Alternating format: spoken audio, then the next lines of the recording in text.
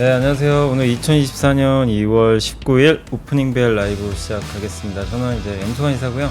제 옆에는 김종희 의원님 나와 계십니다. 안녕하세요. 네, 안녕하십니까. 제가 오랜만에 쉬었다가 좀 나오니까 네. 뭔가 좀 어색합니다.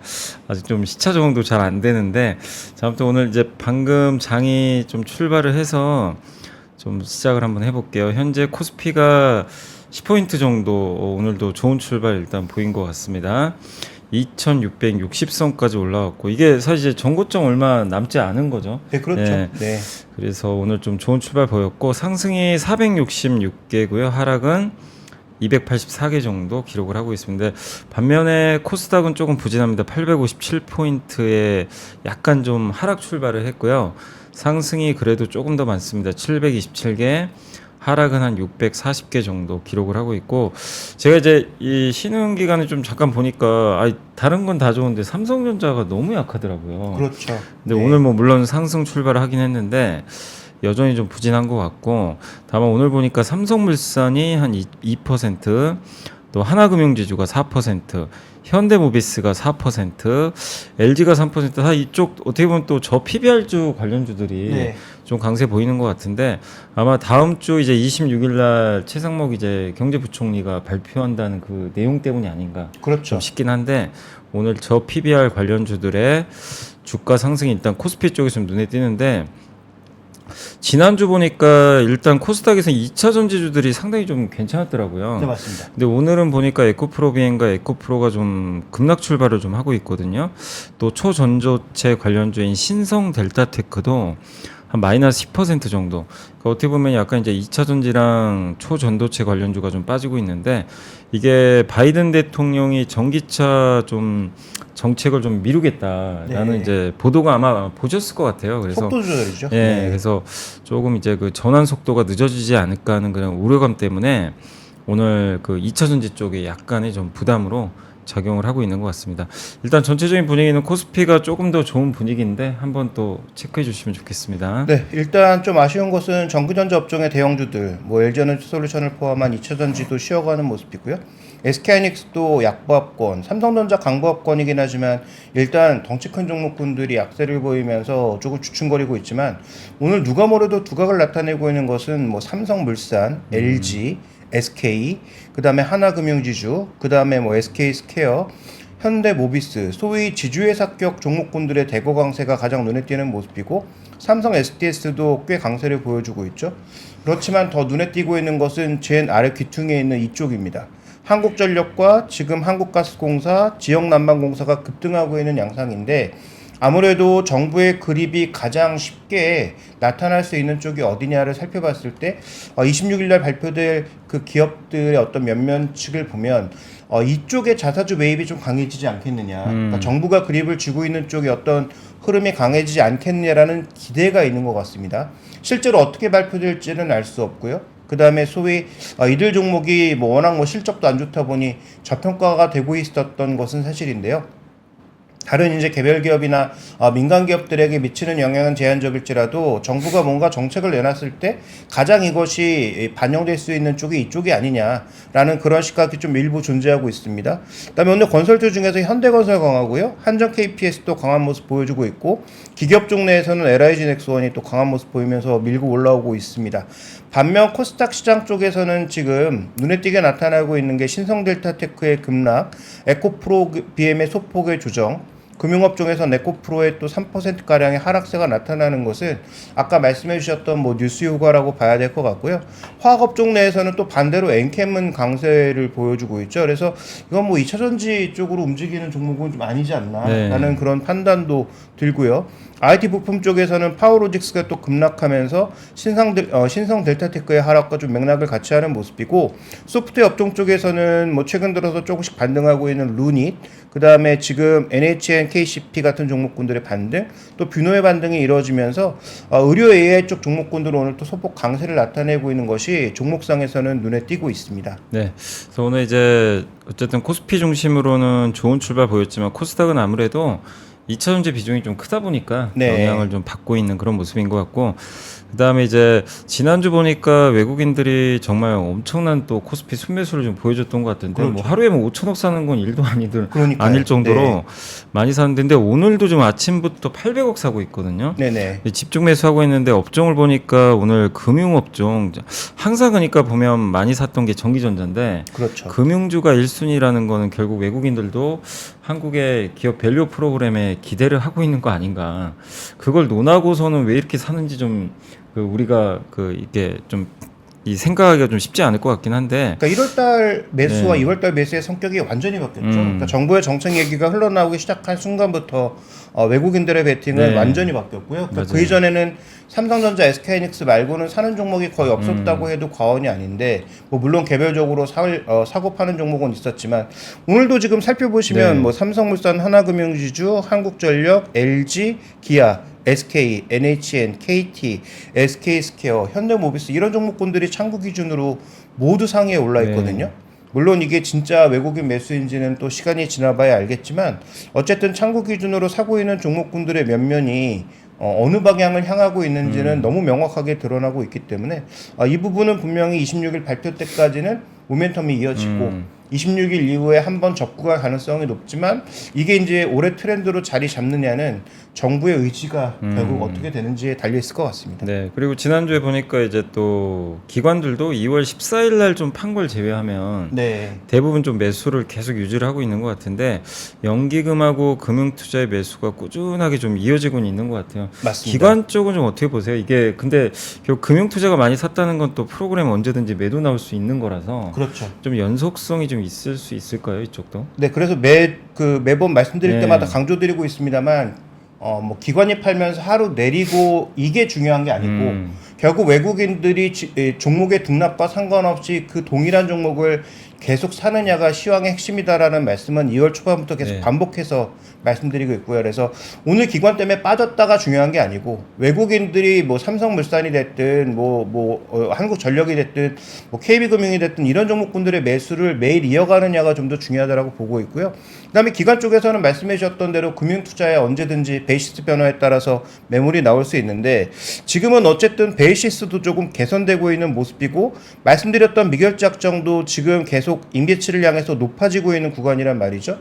그러니까 위쪽에 계속 신규 포지션이 증가하고 있는 방향으로 가고 있기 때문에 지금 뭐 전체적인 추세는 유가증권 시장 중심의 움직임이다. 물론 코스닥이 상대적으로 저평가되면서 간헐적으로 올라오긴 하겠지만 지금의 메인 포인트는 여전히 밸류업 프로그램을 중심축으로 하는 외국인 매수가 시황의 중심축이다라는 말씀은 계속 강조를 드리고 싶고 또 하나 연기금도 지금 외국인과 동일하다는 거죠. 네. 거의 연일 매수하면서 동일한 성격의 종목군들을 계속 사고 있다라는 점. 그래서 그만큼 26일 날 어떤 발표가 나오고 그에 대한 외국인들의 동향은 중요하다라고 강조드리고 있고 또 말씀드리지만 개별 종목에 대한 주식 선물 외국인들의 매도량도 계속 동일하게 증가하고 있습니다.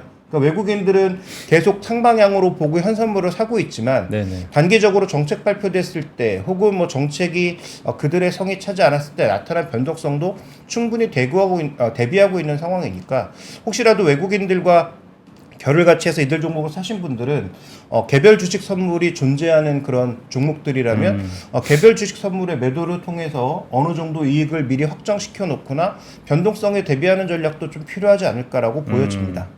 자, 그리고 오늘 이제 업종을 보니까 유독 그 업종이 전기가스 업종이 완전히 오늘 급등하는데 그렇죠, 아마 그렇죠. 저도 어제인가 그제 그 주말에 이제 기사를 보니까 정부에서 이제 공기업도 밸류 프로그램 해서 네. 좀 이제 뭐 주주 가치라 그러죠. 이제 그런 것들을 좀 올리려는 그런 이제 움직임들이 좀 나오는 것 같아요. 이제 거기에 이제 거론되는 게 주로 뭐 지역 난방공사나 네. 뭐 가스공사 한전인데 오늘 어쨌든 이 기업들이 사실 그동안 너무 좀 안 좋았잖아요. 주가 흐름 자체가. 그렇죠. 예. 네. 근데 펀더멘탈 이슈도 물론 있을 수 있는데 일단 최근에 움직임은 이제 밸류 프로그램 때문이 아닌가 싶긴 하거든요. 그래서 금융업종과 오늘 전기가스 업종의 상승폭이 유독 좀 두드러지는 그런 상황인 것 같습니다. 그래서 오늘 업종과 섹터도 한번 좀 특징적인 거 한번 짚어주시면 좋을 것 같습니다. 네, 이게 뭐 거래도 지금 네. 뭐 말씀해 주셨다시피 지역난방공사가 지금 이렇게 1시간 뭐 11분도 되지 않았는데 네. 뭐 4만 주 가까이 거래되는 적은 뭐 거의 없다고 해도 네. 과언이 아니거든요. 그래서 오늘 뭐 거래 증가해서 벌써 이게 좀 설명되고 있는 것으로 보이고요. 한국가스공사의 거래도 급증하고 있고 한국전력의 거래도 급증하고 있죠. 그래서 업종별로 봤을 때는 전기가스 업종이 무려 5%의 강세를 보이면서 뭔가 좀 수급이 많이 쏠리는 듯한 모습. 그래서 너무 쏠리니까 이게 조금 위험해 보이는 듯한 그런 모습도 들고 있고요. 최근에 또 속도 조절을 했던 보험 업종도 오늘 대거 강세죠. DB손해보험을 축으로 뭐 삼성화재, 삼성생명 같은 종목군들의 강세 나타나고 있고, 금융업종은 지금 뭐 업종 내에서 은행주들의 반등도 나타나고 있지만 지주사 성격의 종목군들의 반등도 동일하게 나타나고 있고요. 거래가 모두 동반 증가하고 있는 게 가장 큰 특징이 아닌가 보여집니다. 그래서 지금 이쪽에 살펴보시면 거래 강도가 전일 동시간 대비해서 뭐 많게는 뭐 10배 이상, 뭐 적게 한 두세 배 이상 전부 증가하고 있는 모습들이죠. 그래서 이러한 움직임들이 결국은 시장에서 기대하고 있는 바를 일정 부분 반영하고 있는데, 다 아시는 것처럼 주가가 먼저 너무 달려가게 되면 실망 매물도 나올 수 있기 때문에 그 부분은 분명히 좀 챙겨보실 필요가 있을 것 같고요. 자, 오늘 업종으로 봤을 때 건설업종, 통신업종, 뭐 유통업종, 평소에 우리가 시장에서 상승률 상위에 거의 볼 수 없었던 업종들이 대거 자리매김하고 있다. 항상 이게 좀 재미없던 업종들이잖아요. 그렇죠. 네. 그래서 뭐 관심도 없고 네. 거래도 없고 등락도 없었던 종목군들이 꽤 오늘 움직이고 있는 게 특징적인 부분이고요. 네. 오늘 또 살펴보시면 테마 쪽에서는 웹툰 관련주들이 급등하고 있는 모습이 좀 보이고 있네요. 코스닥이 상대적으로 조금 부진한데 일단 미스터블루의 급등이 나타나고 있고 와이랩 같은 종목군들의 움직임 강하고요. 또 인성정보 같은 종목군들의 반등, 그 다음에 아까 말씀드렸던 이 의료 AI 쪽 관련 종목군들의 반등도 일정 부분 이어지면서 지금 시장의 종목군들은 아마 의사들이 정부와 지금 대립각을 세우고 있는 것 때문에 아마도 이런 것들도 좀 같이 움직이지 않을까라는 생각들을 하고 있는 것 같습니다. 그 다음에 아까 건설주 말씀드렸는데 저기 현대건설의 강세가 크게 나타나고 있고 뭐 삼성물산은 아마 다른 이슈도 좀 끼어있다라고 봐야 될 것 같고요. DLENC나 GS건설의 강세도 나타나면서 오늘은 평소에 좀 보지 못했던 종목군들의 강세, 그 다음에 GS, SK이노베이션, S오일 같은 정유주들도 움직이고 있는데 이 정유주들의 성격은 아마 정유 때문에 움직인다라기보다는 GS의 반등에 조금 기인한 것이 아닌가라고 보여지고, 다만 정유업종의 최근에 이제 움직임에서 주목해봐야 되는 건 정제 마진이 꽤 개선되고 있습니다. 네. 그래서 정제 마진 개선에 따른 1분기 실적 기대감이 반영될지 여부도 한번 살펴보실 필요는 있겠네요. 그래서 오늘은 정말 전통주들의 좀 반격이 계속 좀 거세다 보니까 현재 코스피가 이제 오늘 기준으로 만약 이대로 끝난다면 연초 이후로 드디어 플러스 수익률로 전환이 되는 것 네. 같아요. 한국은 사실 여전히 마이너스 수익률 기록을 했거든요. 근데 이제 오늘 기준으로 이런 흐름이 이어지면 플러스권으로 전환이 될 것 같고, 코스닥 같은 경우는 만약에 지금 현재 지수가 858포인트인데요.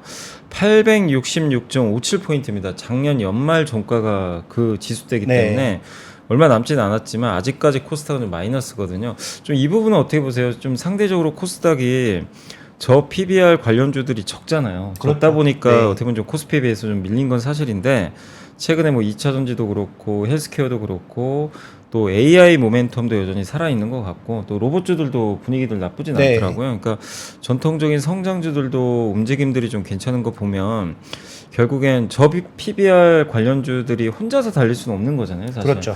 그럼 결국 코스닥도 코스피가 어느 정도 올라선 후에는 또 갭 메우기가 좀 가능할까요? 네, 일단 뭐 최근에 진행된 흐름을 보면 충분히 가능하다라고 보여지는데, 문제는 이제 중요한 것은 과연 그 연속성을 살려줄 만한 매수 주체가 누가 있겠느냐가 이제 핵심 포인트가 될 것 같고요. 코스닥 시장 같은 경우에도 최근 들어서 누적 매수를 쭉 살펴보시면 어쨌든 개인들의 흐름은 좀 강화되고 있는 가운데 네. 외국인들은 그렇게 공격적으로 접근하지는 않는 모습입니다. 그래서 전체적인 수급의 흐름상 최근에 뭐 계속 등락을 반복하고 있는 금융투자보다는 뭐 투신권도 사지 않는 모습, 그 다음에 유가증권 시장을 공격적으로 사고 있는 연기금도 이 코스닥 시장에 대해서는 상대적으로는 뭐 그렇게 강한 매수를 보이고 있다라고 보기에는 조금 어려울 것 같고요.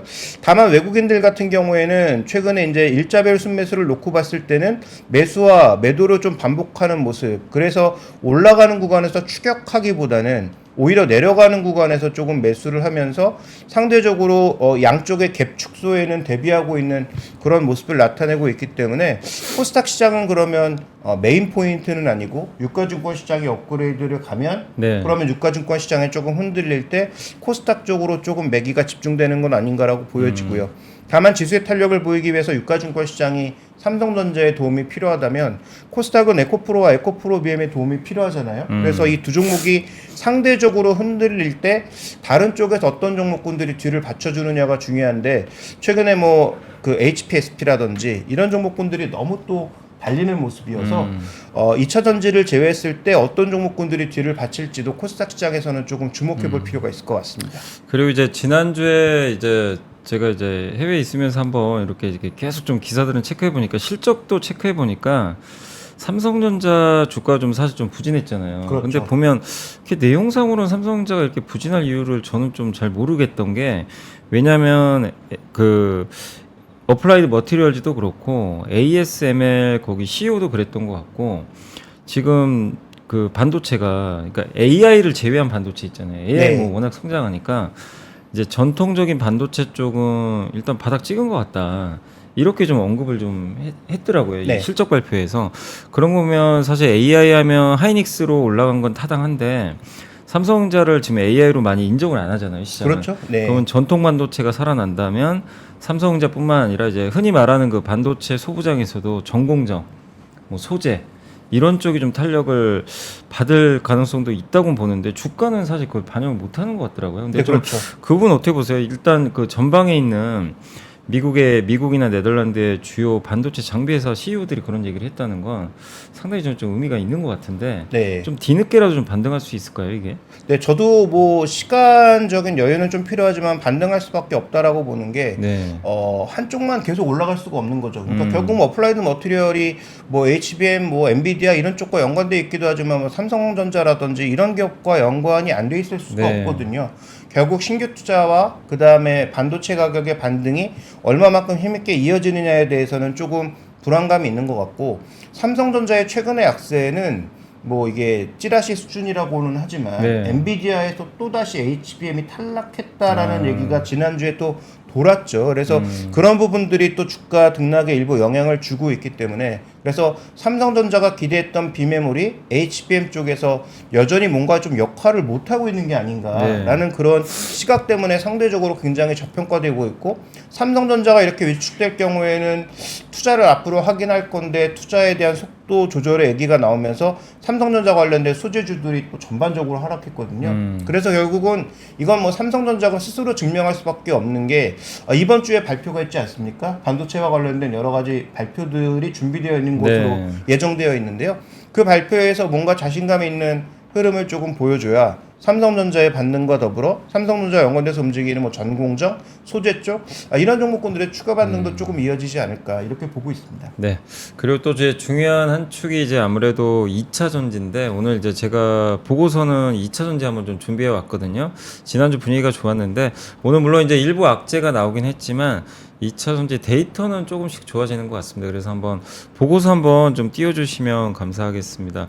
그 현대차 증권에 그 강동진 연구원님이 이제 써주신 그 자료라고 좀 봐주시면 좋을 것 같고 이게 이제 1월에 양극재 수출 판가가 여전히 하락은 하고 있는데 사실 양극재 이렇게 보실 때 중요한 게 리튬 가격이 양극재 가격이 3개월 선행을 한대요. 네.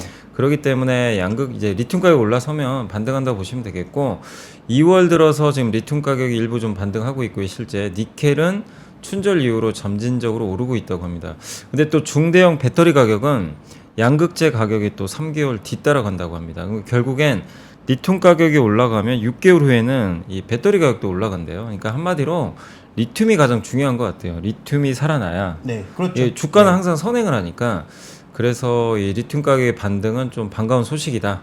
이렇게 봐주시면 좋겠고 그래서 판매 가격이 이제 예측 가능해졌잖아요. 그러면 이제 중요한 게 수요인데 수출 물량의 상승도 조금씩은 좀 나오고 있는 것 같습니다. 1월달 수출 데이터도 그렇게 나쁘진 않았던 것 같고 그렇지만 이제 미국형 판매 대응이 가능한 양극재 업체들이 조금 더 낫지 않겠냐. 그래서 이 현대차증권의 강동진 연구원님은 포스코 퓨처인과 LG화학을 조금 이제 긍정적으로 좀 봐주셨는데 다음 이제 그래프 한번 좀 봐주시면요. 그 지금 이제 위쪽이 한국의 양극재 수출 추이인데 보시면 쭉 떨어졌다가 지금 1월 달에 지금 돌아섰어요. 그다음에 NCM 한국 이제 NCM 그 양극재를 주로 수출을 하니까 저기도 돌아선 게 보이실 거고 밑에 보시면 리튬과 오른쪽이 니켈 가격인데 보시면 이제 하락이 거의 다 멈춰버린. 실제로 이제 앨범알의 CEO도 이제 리튬 세계 1위 업체죠. 여기도 지난주에 실적 발표에서 했던 얘기를 보면 더 빠질 것 같지는 않다 리튬. 네. 네, 이렇게 또 언급을 했다고 합니다. 그러니까 그런 걸 본다면 결국에 이제 이 리튬 가격이 이렇게 좀 바닥을 다진다는 얘기는 2차 전지한테는 상당히 좀 긍정적인 신호라고 좀 봐주시면 좋을 것 같고 그 다음 페이지 한번 또 봐주시면요. 그래서 이제 그 1월 전기차 판매 데이터를 보니까 생각보다 전기차 판매가 좀 양호했다. 68% 늘었다고 하더라고요. 근데 독일, 프랑스, 벨기에, 영국 다 괜찮았는데 의외로 미국이 13%밖에 성장을 못했어요. 그러니까 물론 이제 미국의 전체 신차 판매 성장이 2.2%니까 뭐 13%면 잘한 것도 맞을 수 있지만 제가 봤을 때는 미국은 여전히 침투율이 낮은데 저 정도 성장은 좀 부족한 게 아닌가. 그렇죠. 솔직히 좀 생각은 들더라고요. 그래서 미국의 판매 성장이 얼마나 나오느냐가 관건이 될 것 같고 근데 그거는 이제 올해는 좀 GM이 중요한 게 2분기부터 GM의 전기차 신차가 출시가 된다고 합니다.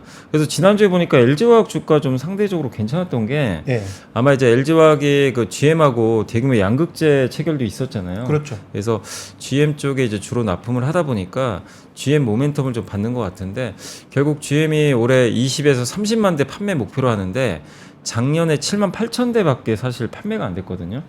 관건은 저거예요. 저 판매 수치를 넘어서면 2차전지의 모멘텀이 좀 될 텐데 만약에 또 저걸 미달을 한다면 작년 하반기에 2차전지 부러진 게 우리가 기대했던 수치를 못 맞췄잖아요. 그렇죠. 그러니까 결국 저게 좀 나오느냐가 좀 관건이 될 것 같고 포드가 좀 사실 좀 보수적이잖아요. 전기차 네. 쪽에. 근데 그거는 포드의 문제지 뭐 미국 시장 전체 문제는 아니니까 너무 우려하지 말자는 그런 내용인 것 같습니다. 그래서 마지막 페이지 한번 보여주시면 그래서 전략은 일단 2차전지 업종 1분기가 좀 바닥인 것 같다. 이렇게 좀 보고 있고 삼성 SDI, LG화학, 포스코 퓨처엠을 좀 이제 그 탑픽으로 꼽아주셨고요. 올해 7월에 이벤트가 하나 있는 게 유럽의 중국산 전기차 보조금 조사 결과 발표가 있다고 합니다. 그래서 그 영향에 따라서 우리나라 업체들이 또 반사이익을 또 얻을 수도 있는 거니까 한번 2차전지 쪽은 좀 그렇게 보시되 오늘 이제 약간 바이든 대통령의 그런 정책 후퇴 우려 때문에 약간 좀 주가는 좀 밀리고 있지만 전반적인 이런 데이터들을 보면 좀 2차 전지도 좀 최악은 좀 벗어나는 게 아닌가라는 그런 내용인 것 같아요. 좀 어떻게 보세요, 2차 전지 쪽은? 일단 수출 지표가 네. 빠르게 좀 개선되는 게 가장 핵심이 아닌가. 그런데 1월 달에 일단 조금 개선되는 모습이 네. 나타나고 있잖아요. 특히 우리는 어차피 NCM이 중심이니까 NCM 네. 그 소재의 수출 자체가 빠르게 증가하느냐가 관건일 텐데 일단 뭐 터닝 포인트는 나타났고 그러면 터닝에서 횡보하면 안 되죠. 여기서 최소한 가격이 반등하든 가격이 반등하지 않는다면 물량 기준의 반등이 좀 더 명확하게 나타나야 이들 종목에도 최소한 뭐 공매도가 나머지가 줄어들든 네네. 아니면 뭐 추가적인 신규 매수가 유입될 수 있으니까 그 부분이 중요할 것 같고요.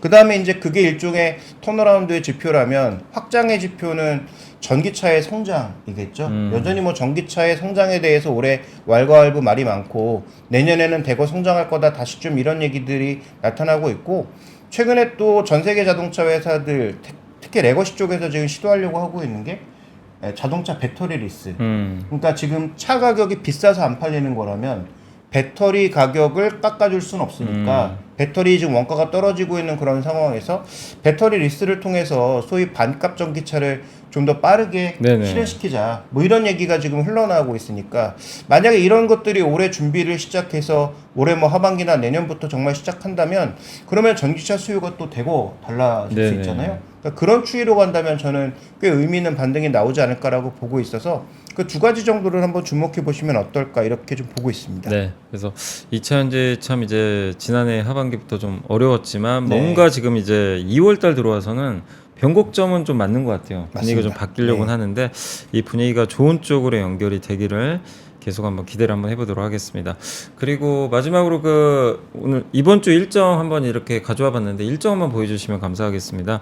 사실 이번 주는 그 경제 지표는 그렇게 많지는 않아요. 근데 이제 오늘 또 미국이 휴장이더라고요. 미국 네. 휴장이고 내일 중국의 대출 우대금리 결정이 있는데 근데 이미 중국이 아마 그 금리 결정에 있어서 아마 동결 가능성이 이번에 좀 높지 않냐라는 그런 좀 얘기들이 있는데 인하를 한다면 당연히 뭐 긍정적이겠지만 한번 지켜보시고 그다음에 21일이 좀 중요하죠. 그날 FOMC 회의록도 있지만 우리나라 수출도 있고 엔비디아가 좀 이제 실적 발표가 있어요. 이게 이제 워낙 그렇죠. 기대치가 네. 높은데 더 높은 기대치를 충족을 할지 그걸 좀 지켜보시고 리비안도 좀 실적 발표 있으니까 리비안은 같은 경우 이제 우리 한국의 삼성 SDI가 공급하고 있잖아요. 네. 그 영향을 좀 줄 것 같아서 한번 지켜보시고 목요일에 이제 한국은행에서 금통위 금리 결정이 있으니까 한번 확인을 해보시면 좋을 것 같습니다. 자, 저희 잠깐만 이제 중간 광고 좀 보고 와서 또 이따가 마무리 한번 더 해드리도록 하겠습니다. 잠시 후에 찾아뵙겠습니다. 아세요, 이 소리? 닭고기는 많이 커. 맞죠? 나도 아는데? 닭고기는 많이 커. 닭고기는 많이 커. 많이 커. 대한민국 최초의 닭고기 브랜드 마니커. 이제 마니커 닭고기 먹고 많이 크세요. 닭고기는 많이 커. 자, 이제 지수 다시 한번 좀 보도록 하겠습니다. 오늘 코스피가 급등세입니다. 33포인트. 이제 2,700선이 얼마 안 남았고요. 오늘 그 연중 최고치를 아마 경신을 한 것 같아요. 네. 그래서 상승 종목이 압도적으로 많습니다. 646개를 기록하고 있고, 이 형님 코스피가 가니까 코스닥도 조금 이제 회복을 하려고는 하는데, 근데 아직은 코스닥 쪽은 이게 시총 상위 기업들이 좀 부진하긴 해요. 네. 그러다 보니까 보합권에 좀 머물러 있어서 조금 아쉽긴 한데 그래도 낙폭을 조금은 축소하지만 이 시총 상위 기업들 코스닥은 대부분 지금 빠지고 있는 거죠. 네, HLB하고 지금 엔캠 정도를 제외하면 뭐 전체적으로는 약세 국면이고요. 네. 무엇보다 지금 외국인들이 현선물을 같이 당기고 있기 때문에 특히 오늘 지금 뭐 이게 너무 줄여서 잘 안 보이실 텐데 늘려보면 오늘 장대 양봉이거든요. 거래도 실리고 있는 선물 쪽에서의 장대 양봉인데 미결작정이 지금 미친 듯이 급증하고 있다. 그래서 여러 번 언급드렸던 게 뭐냐면 이게 30만 계약이 넘던 미결작정이 25만 개 정도까지 줄어들면서 이렇게 포지션 청산이 나타난 이후에 미결제가 늘어야 즉 신규 포지션이 늘어야 방향성을 잡을 수 있다라는 말씀은 뭐 2월 초반부터 여러 번 강조드렸는데 현재 실제로 외국인들이 이쪽에 힘을 실으면서 들어오고 있고요. 그래서 고점을 돌파하고 있는 양상이니까 일단 긍정적인 방향성은 전개됐다라고 봐야 될 것 같고 다만 말씀드렸던 것처럼 월요일날 정책 발표 이후에 주요 금융주들과 현대기아차의 배당락 이런 것들이 나오기 때문에 아마 다음 주 초반에는 일정 부분 물량을 소화하고 갈 수밖에 없다라는 것도 살펴보실 필요가 있겠고요. 이거 일본 기준으로 보면 현재 미결작정 많이 쌓인 것 같지만 1월물 마감하고 12월물에서 12월에서 1월 넘어올 때 30만 계약에서 25만 계약까지 줄어든 거거든요. 네. 그러니까 지금 현재 늘어난 한 27만 8만 계약 정도의 미결작정이 그렇게 많다라고 볼 수 없습니다. 자, 또 하나의 포인트. 중국 증시가 드디어 개장하죠. 네, 지난주 내내 쉬었는데, 그러니까 우리는 중국 증시 영향을 전혀 안 받다가 오늘부터는 받을 수 있다라는 번. 그래서 그 중국 증시의 출발이 또 어떻게 되는지에 따라서 단기적인 변동성이 10시 반에서 11시 구간에 또 나타날 수 있다라는 점 정도만 염두에 두시면 좋을 것 같고요. 결국 메인 포인트는 외국인 현물 매수, 선물 매수 두 가지가 꺾이지 않는 흐름이라면 뭐 느리지만 어쨌든 상방향일 가능성이 높다 이렇게 봐야 될 것 같습니다. 네, 그러니까 결국 키포인트는 이제 수급은 외국인이 지고 있는 것 같고 네. 또 그걸 결정하는 것 중에 하나가 다음 주에 발표될 정부의 정책, 네. 기업 밸류 프로그램 이런 부분들 계속해서 좀 체크를 해봐야 될 것 같고 이게 또 새로운 뉴스 그러니까 소문에 서서 뉴스의 파라라가 될지 아니면 또 새로운 또 국면을 야기하는 좋은 모멘텀이 계속 이어질지는 다음 주 월요일 날 또 우리가 정부에서 발표하는 정책들 또 한번 잘 체크해야 될 것 같고 오늘 단기적으로는 아까 말씀해 주신 대로 이제 중국이 긴 연휴를 끝내고 그렇죠. 오늘 개장한 중국 증시가 그래도 연휴 전에 조금씩 회복되려고는 좀 했었거든요. 정책 기대도 네. 있었고요. 네. 그래서 그게 이제 이어질지 뭐 뉴스 보니까 중국 관광에만 이번에 110조 썼다. 어마어마한 뭐 지출이 있었는데 저도 이번에 저기 이제 유럽에 가 보니까 거의 그 아시아 관광객은요 사실 대부분 다 중국 사람들이에요. 연휴 기간 예, 때였으니까 거의 또. 중국인들밖에 없습니다. 그래서 그만큼 이제 중국인들이 이 춘절이나 이런 연휴 기간에 많이들 이렇게 좀 해외도 가고 또 국내에서도 썼던 것 같은데 이런 지출들이 사실은 이제 서비스 지출이다 보니까 네. 사실 제조업에는 그렇게 큰 영향을 좀 주진 못하는 것 같아요. 근데 그게 이제 제조업 쪽으로도 좀 영향을 좀 줄지는 한번 좀 우리가 좀 지켜봐야 될 것 같습니다. 그리고 이건 이제 여담인데 제가 저번에 그 일본 예전에 한번 일본 갔을 때 느꼈던 건 일본 다니면서 보이는 건 무인 주차장밖에 안 보이더라고요. 근데 이번에 유럽 가서 느낀 건 유럽에는 이 유럽의 대형 마트들 있잖아요. 네. 그러니까 저는 이제 제가 주식에 관심이 많다 보니까 그 전자 가격 표식이라고 있잖아요.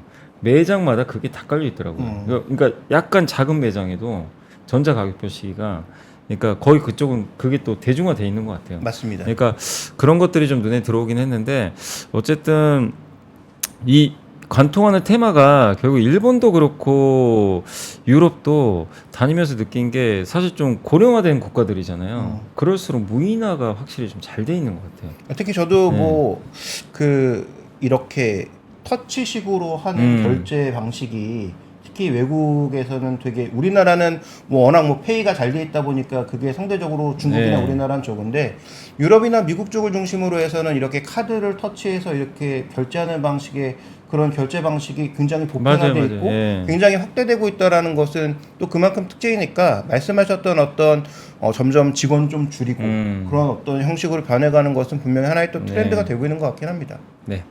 자, 그래서 오늘 이제 9시 32분인데요. 자, 오늘 2024년 2월 19일 오프닝 라이브는 이제 여기서 좀 마치도록 하겠고 어쨌든 뭐 증시가 오늘 또 연중 최고치를 경신해서 네. 조금 기분 좋게 마무리를 짓도록 하겠습니다. 날씨는 좀 안 좋지만 증시 분위기는 좀 뜨거운 것 같습니다.